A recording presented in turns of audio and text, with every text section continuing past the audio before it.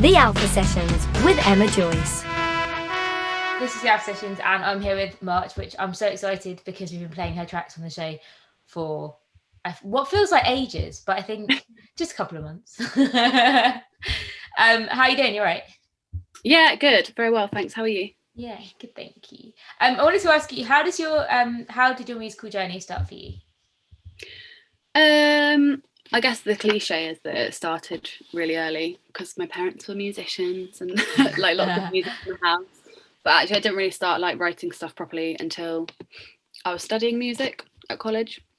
And then it sort of grew from there, I guess. So I think I must have been about 16 or 17 when I started actually writing songs.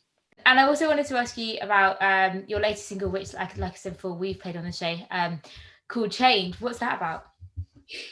That one is about, do you ever like just really want to dye your hair like a random colour or just completely change something? I always have like these breakdowns, and my way out is to just like change something dramatic about my appearance or like something to do with me. So I always dye my hair different colours or like go through different stages of like style, I guess. And it's kind of a song about that. Oh, what colour have you had your hair? I'm intrigued. Many. Blue, purple, pink, red, blonde. This is kind of natural now, so I'm going to try. I've cut it short and I'm going to try and stop bleaching it. But yeah, it's about sort of just changing things about yourself, I guess. I think that takes so much guts. Yeah, maybe. It's also like an easy way out of feeling better about situations without actually solving the issue, I think. Just like following an impulse decision to change something as a sort of solution. I don't know, maybe it's just me. I feel like a lot of people do that though. I think quite a few people do, but they don't do it as drastically. Yeah, maybe not. Maybe.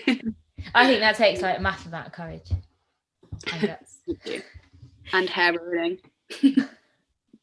But your hairdresser loves you. So yeah, going back to the single, I guess, Change, and you changing things about you, I guess. I guess what I wanted to ask was, in terms of the process to getting that complete song, was that written recently? Was that to do with like a certain personal situation that happened to you? It wasn't written recently. I started this album like 3 years ago, and probably finished writing all the songs about 2 years ago, and then I got the funding to record it and everything, and it's just been like a really slow process. So all of the songs I actually wrote quite a long time ago, but then we're sort of recording and mixing them recently. So the song has actually evolved quite a lot and changed quite a lot because of my style kind of changing along the way, which I think kind of fits the theme of the song, because the song's about like going through changes anyway. Yeah. But yeah, I think I wrote it. It wasn't about a specific time, because that's kind of just a characteristic of me that I'll probably have forever. But I just like changing things in certain situations to make myself feel better. So I think it's still relevant, even though I wrote it a while ago, hopefully. It leads me nicely to chat about your upcoming album, which sounds so exciting. And I think it's great that it was also part funded by Help Musicians. Yeah, they're amazing. They're one of my favourite like charity organisations ever. Yeah. I crowdfunded for quite a while to get half the funds, and then applied to Help Musicians, who gave me the Do It Differently grant, and they support some really cool musicians with that money, so I feel lucky to be one of them. And then recently I've been awarded some funding to make another music video, which is really cool. I'm very like grateful to all the people that have pre-ordered it, and it's just taken a lot longer than I thought it would because of Corona, which I don't want to talk about, but just is what it is. So what can you tell us about the album artistically? I guess one of the sort of landmarks of the album is a string quartet. It's the first time I've recorded a real string quartet, so a lot of the songs have these like big strings, which was amazing to record. An all-female quartet in London, which was one of my favourite days. So cool. What else? I kind of see it in like a few different chunks. Like I've released a couple of singles already from it, which are quite upbeat, quite sort of folky, but also rocky. And I kind of see them as like one chunk of the album. And then there's a bit at the end, like 4 tracks or so, which are really like lyrical and heavy on the strings and like a bit more like my older style, I guess. So it's kind of like a bit of a wave. When can we expect it? This year, definitely. Okay. Cool. That's all I really know, to be honest.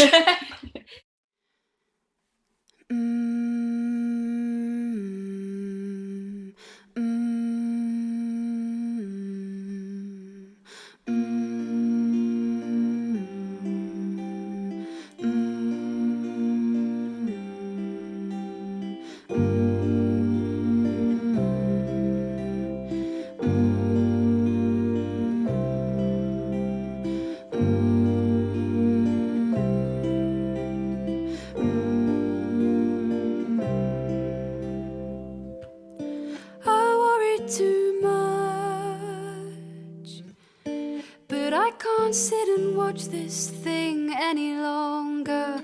I am too much,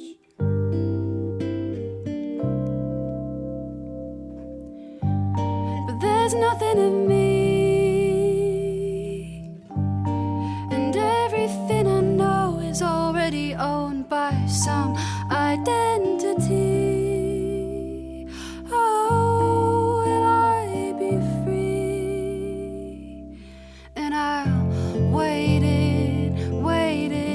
On this line for you, and I'll fade it in time for you, and I'll be saving all my love for you, and I'm craving a change, a change, a change, a change.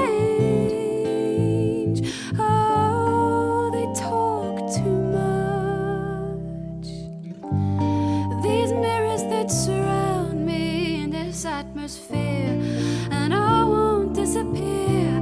I've been taken by some sorcery.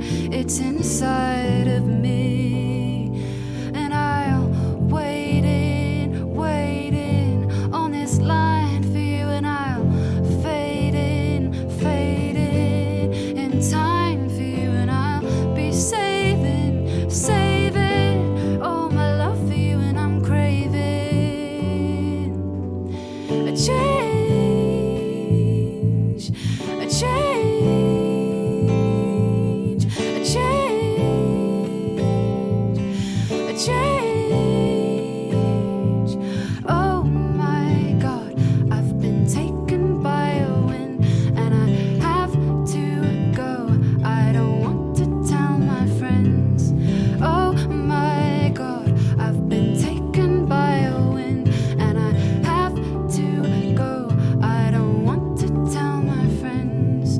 Oh my God, I've been taken by a wind, and I have to go. I don't want to tell my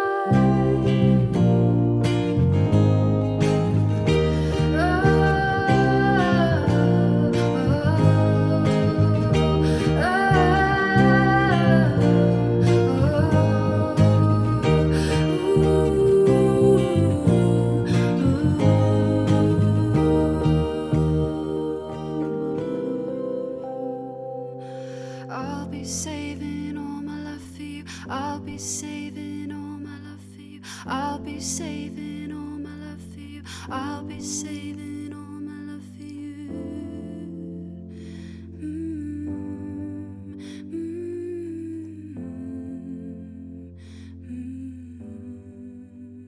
The Alpha Sessions with Emma Joyce.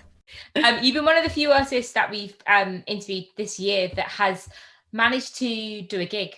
And there was one that was listed on your website due to Corona and all that we don't need to talk about. And there was one listed on your website. I was wondering from last month or the end of last month if it went ahead and what it was like after such a long break. Oh, cool. Yeah, one of them went ahead last weekend. It was my first gig back in Southampton. So I lived there for a few years. So that's where I've got quite a lot of followers, I guess. So it was really nice to go back there. It was really weird. It was a venue that I hadn't played at before, which was lovely. But because of the like social distancing, it was only half full, but sold out. Was that weird? So they had, it was weird because everyone was very spread out on these little benches, and also the lights were so bright and I couldn't see anybody's faces, and because I'm just not used to it anymore, I was really like taken aback by it. And I often play like quite intimate gigs, and I like sort of relying on people to sort of bounce stuff off when I'm talking in between, and I couldn't see anyone, so it was really strange but really fun, really nice to be back playing. But yeah, just very different. Do you think it'll be like the boost that you need to kind of to follow into other gigs coming up soon, or? Yeah, I think it's definitely going to be that sort of easing into it. I've got another one next Friday, which is a bit smaller and a bit more intimate, so I think that will make me feel a bit more normal again because it's a venue that I know, and then maybe after that it will start sort of coming back to me. But I think a lot of artists are going to feel the same, going back to gigs suddenly, like hiding 100%. Away. Yeah. Have you been doing live streams sort of intermittently in between, or? Yeah, I did for a while, and then I got bored of them because it's just not the same. And yeah, that's true. It's the path, like getting all the technology ready and being stressed out when stuff doesn't work. And then my internet was really bad, and it would just like cut out. So gigs definitely are the preferred option. Oh, definitely, yeah. As a musician over the last year, what would you say your biggest challenge has been? Probably the lack of gigs, the lack of that sort of like interaction with other musicians, completely getting a different job and not having that income is obviously like a big one, and just feel like you're sort of taking a step backwards. For me, I get like new audiences from playing gigs, so for the last sort of year I haven't really gained any new listeners because I haven't been able to find any new cities or whatever. Yeah. So I'm grateful to the people that have carried on listening this year, but it'll be really nice to go out and start meeting some more people. Did you manage to meet with other musicians and like form collaborations, or was that completely stopped? Yeah, I did a few online things at first. Like me and my band did a few live videos, like one of the ones I've sent in actually, a track called For the Wild. So I live with one of the guys in my band, and we recorded our part and we sent it to my bassist and he recorded. So we did like a virtual collaboration thing, which I've done with a few friends. Yeah. And just recently started meeting up in real life to rehearse. Yay. Which is great. Yeah, it's like you can smell the normality a little bit. Yeah. Also, I wanted to ask about your Patreon. Which I always want to say Patreon, but that's wrong. Weirdly. Obviously, more and more artists are going down that route. Talk to us a little bit about it, what it offers, and how people can get involved. Yeah, I love Patreon. It's amazing. It's like, I've read this book by, do you know Amanda Palmer?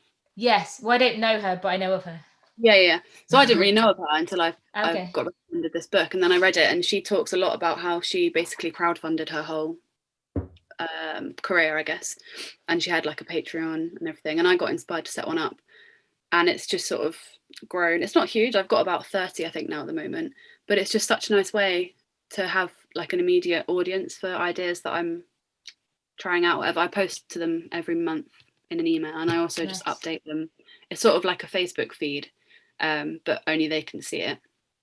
So I just post any new songs in like demo form, or any photos from shoots or like videos that I'm editing before they're released, and they can give me like feedback and just have a chat.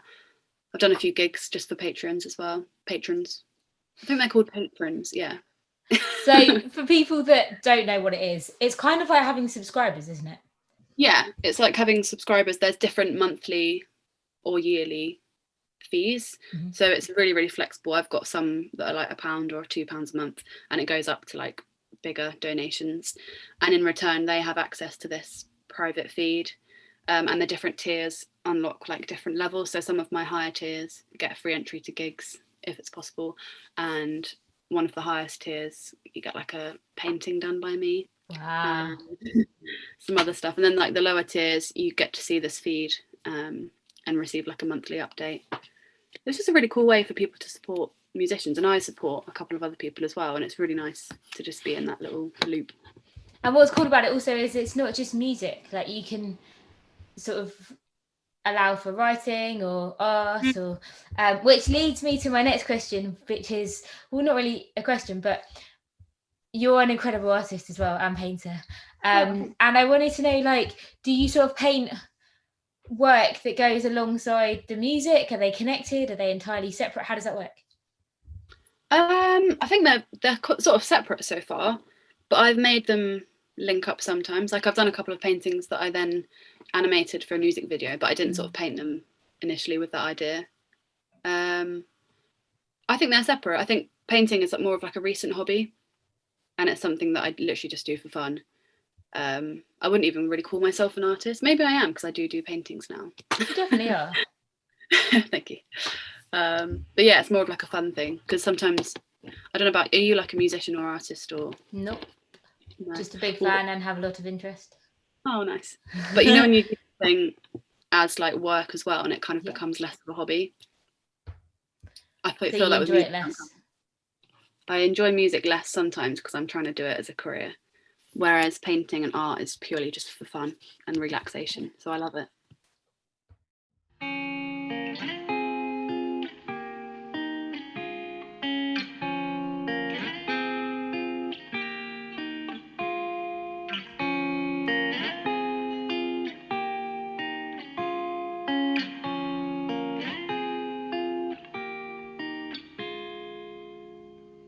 She is relentlessly restless, my dear. Not a sound in the sky that she don't long to hear. And her eyes, see how they yearn for a sea to come sweep her right out from a world she knows she don't deserve. It was never enough for her.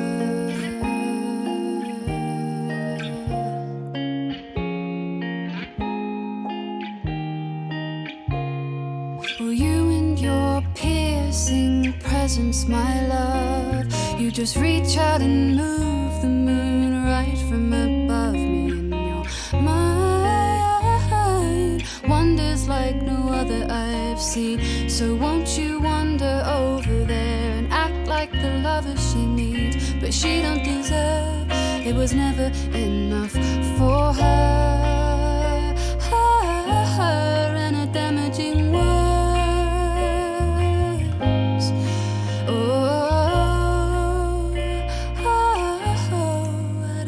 She knows she'll never be enough, never be enough, never be enough for the world.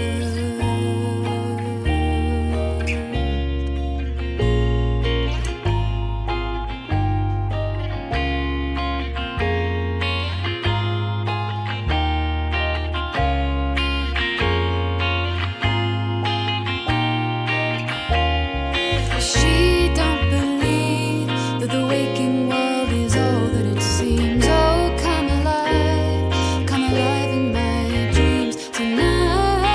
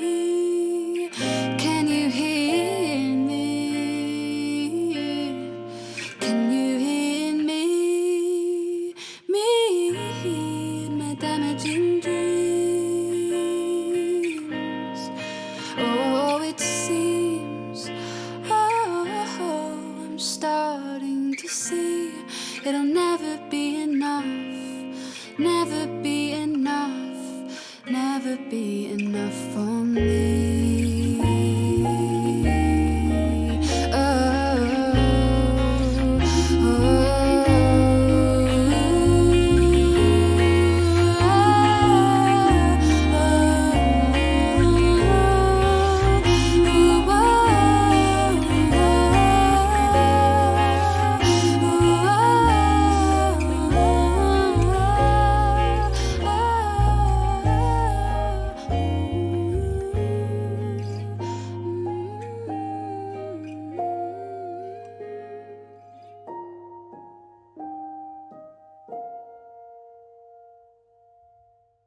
The Alpha Sessions with Emma Joyce.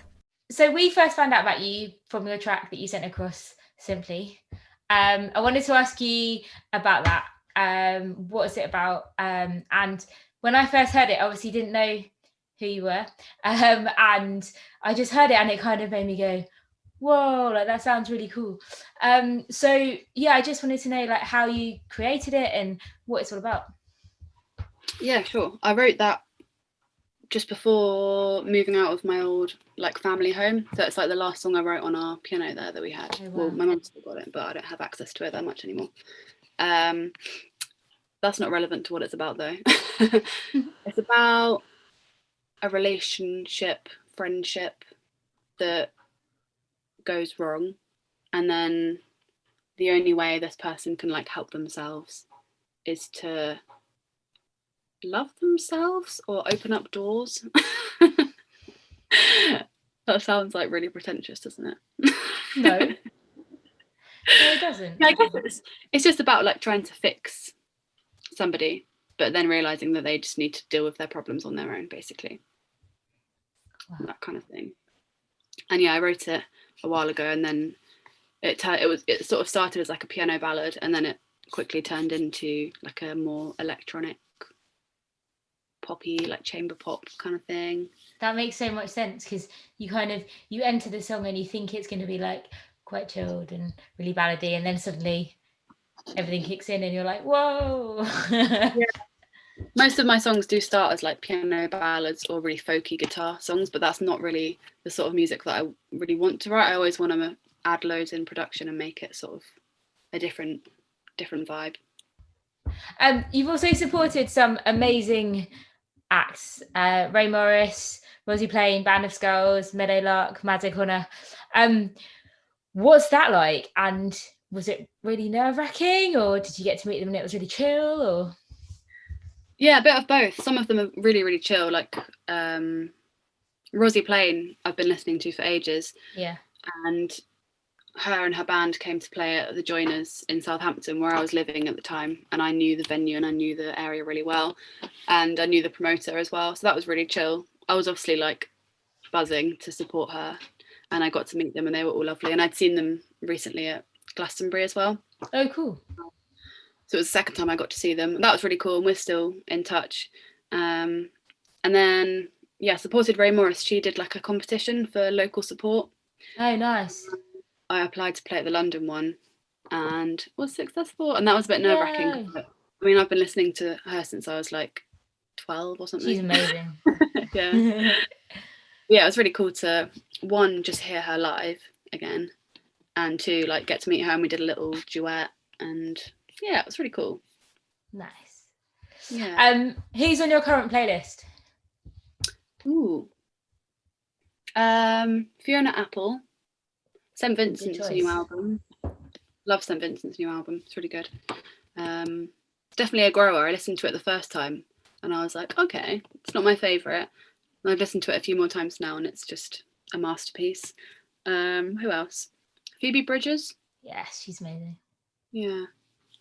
I'm writing a lot at the moment, and when I do, I don't really listen to a lot of music because I either start accidentally copying it, or I get really upset that mine's not as good. So I just like want to have my own clean slate, you know.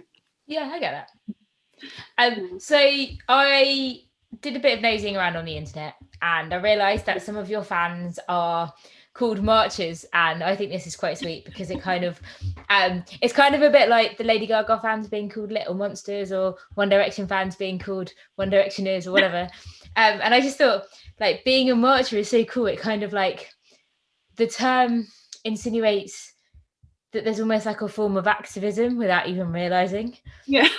Which is quite cool, I think. What made you come up with that, and was that intentional, or did it just kind of happen?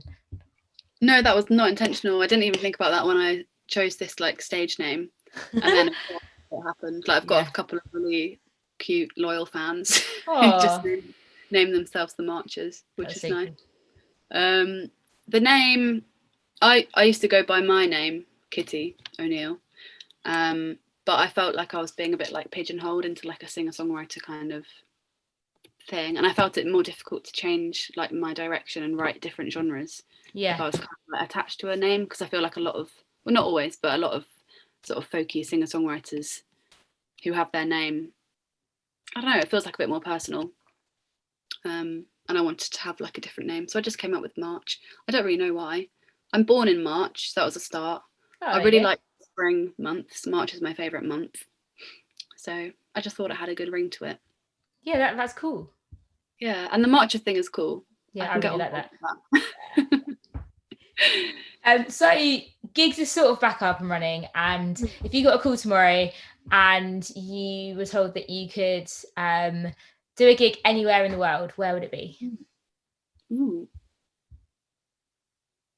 It'd be fun to do one at like a massive venue, like Royal Albert Hall, with like a full orchestra. Yeah. Who would be on that stage with you? The orchestra. But like, you can collaborate with anyone you want. Okay, so like support acts and stuff, and yeah, or they can be whoever you want them to be. Okay, I probably have Björk in there somewhere. Kate Bush. Nice. On backing vocals.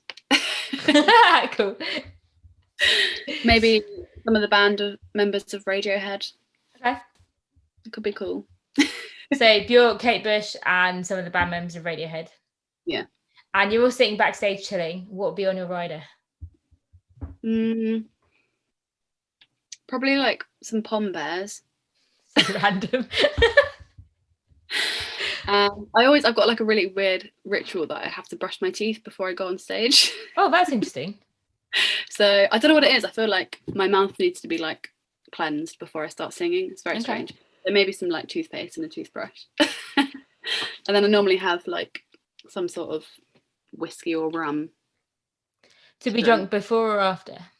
During. So I don't have a drink before, but I'd have like a drink on stage normally all the time, because I feel like if I get really nervous, I can just have a sip and it calms my nerves. Do you still get nervous? I didn't think I did until I did that gig last weekend. Yeah. But I'm feeling better about the next one. But I think nerves are good because it means that you're still on your game. Do you know what I mean? I think once the nerves go, then I think you can get quite a bit complacent. Definitely, yeah. Someone said that to me the other day, actually, when I said I was feeling really nervous. Yeah, and that nerves are really important. Healthy, very healthy. Yeah. Although I can be quite like scatty on stage, and I think if I'm too nervous, I just come out with a lot of random chat in between songs, which goes either way. It's fine. I'm scatty in life, so it's all good. So if people want to find out more about you, where can they go? What can they do? So I've got a website. I don't know if people even look at websites anymore, but that's the easiest place to go to find all the other things. And it's marchofficial.uk. And you can find my Patreon for that. And you can find like Facebook, Instagram, Twitter, and listening places. Cool. Well, thank you so much for coming on the show. Thanks for having me. It's been nice to chat and do an interview. It'd be nice to do one in real life sometime. Yes, let's do that soon when we're allowed. Yeah, definitely.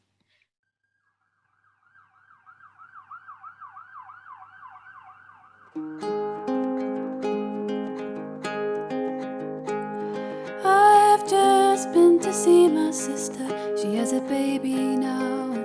Oh, I guess that I just miss her. Yeah, I miss hanging out in the older ones in Germany. And she loves her cat more than me. So I call my little brother. He bought bought a keyboard off some guy he knows while he's on furlough, getting paid for playing video games.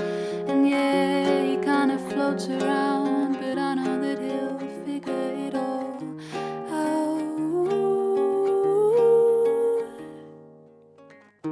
Here comes the night, and I won't fight these conversations in my mind. They're getting louder all the time. It's getting out of hand. It's not what I planned.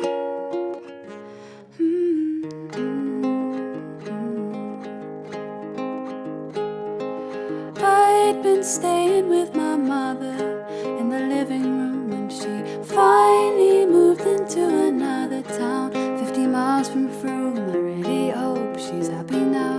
We had so much fun when I drove down. So I'm living with my lover in an apartment bigger than before, on the second floor, revving cars and a screaming child next door. And I know I should be happy now, so how come I keep breaking